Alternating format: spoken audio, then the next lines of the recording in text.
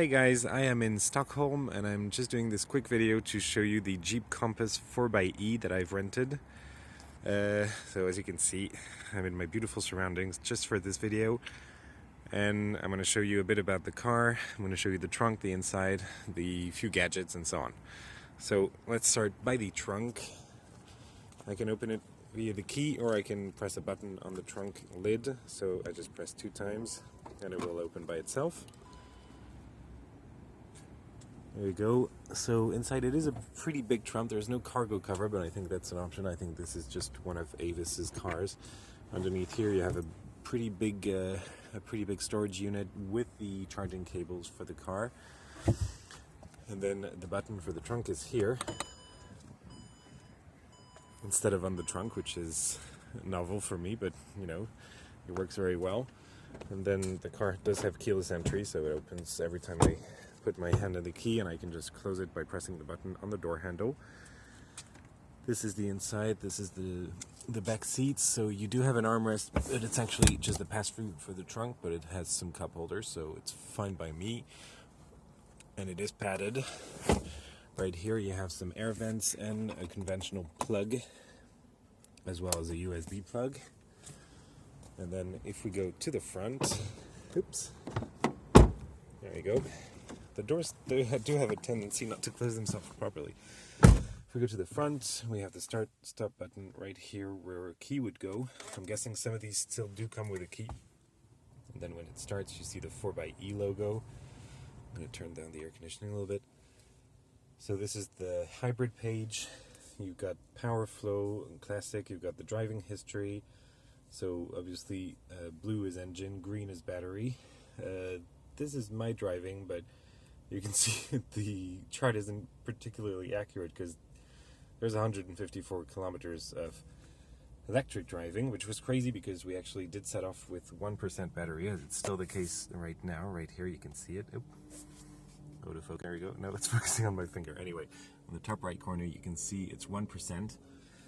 So we did leave with 1%, and we drove a lot on the battery, so that was pretty impressive. But we still did 425 kilometers on the engine, and it just does not show up on this chart.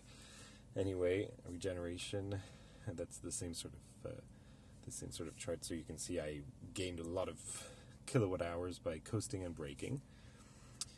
This is the charging schedule that you can have. This is when you decide what this e-save mode does. Does it actually charge the battery, or does it save the battery you already have? I used it to charge it a little bit, up to about 14-15%. And then this is the charge level that you can choose. Anyway, let's go back to this. I'm going to show you the rest of the interior. So as you can see, it's pretty well spec'd. So you've got 4 electric windows, obviously. You've got power folding mirrors. There you go. Automatic LED headlights and high beams, and then other than that, basically the only thing it's missing is the adaptive cruise control, which are these 2 buttons here.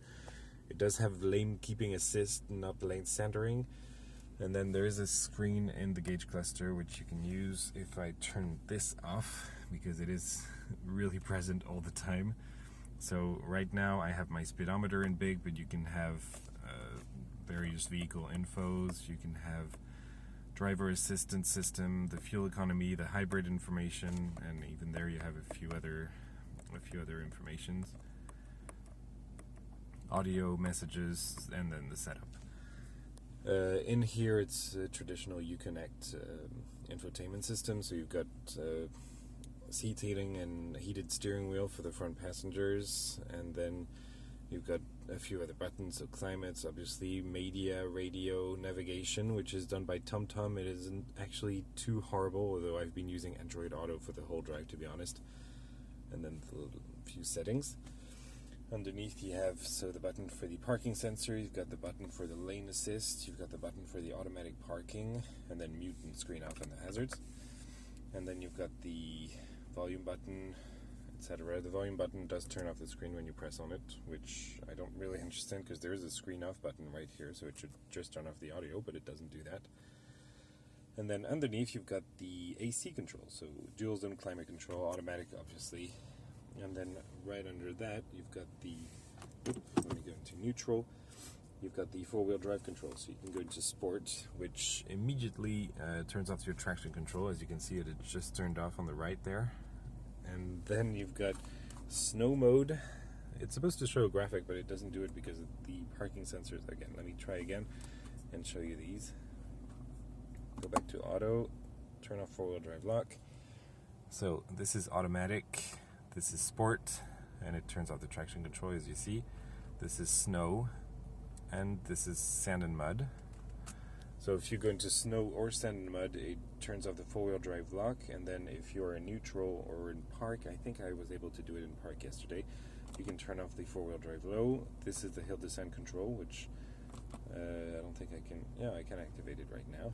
Anyway, you do all this in hybrid mode because the electric motor, I think, is in the rear engine. I'm not sure I can turn off the electric mode. I can, well, anyway. And then the e-save as well. And then you've got the, let me go back into automatic and turn these off. There we go. And then you've got a USB port, an auxiliary port, and a usual normal 12-volt socket. And then here you have a button which I cannot figure out what it does, but I haven't read the manual, so that's entirely my fault. Traction control off, and the automated parking brake. Some cup holders and a big storage unit in the center. And then you've got the glove box, which is also quite big. And the sound system on this particular car is an Alpine sound system, and it sounds actually really good. And then up here you have the control to open the trunk, and then you have the control for the window, for the lights. And there you go, you see the trunk just opened. Hello. And you can also close it through here. And it will close. There's a little Easter egg as well. Look at the trunk, and there's the Jeep little front logo. The wheel is Jeep. Anyway, you can also find a driving video on my channel, and I won't disturb the peace of this place by showing you the horn, but it is a really good horn as well. I forgot to show you there are lights and then the trunk opener button. Actually, I'm going to show you one last thing before I go, and that is the charging port. So I'm parked at a charging station, but I don't have an account, so I won't charge it. And this is the charging port. There you go. So you can charge it to run more on the battery. I think you have about 40 to 45 kilometers of range. Obviously this is the fuel tank on this side. You have about 40 kilometers of range on the battery alone, which is actually pretty good. And the battery is, I mean, the electric motor is pretty strong, so you can run entirely on the electric motor, and it does feel pretty good. Anyway, this was the tour. I'm going to turn off the car. You can see the sign-off graphic, and then you can see that you've got a time to 100% estimate, so 6 hours 35 minutes, which is the max time, and then it was about 1 hour and 30 minutes for the least time. I think this is an okay charger, so it might be the least, the fastest I can find for this car. So anyway, this was the car. Thank you very much for watching. This was a very quick video, for me anyway, and I hope you enjoyed it. See you later.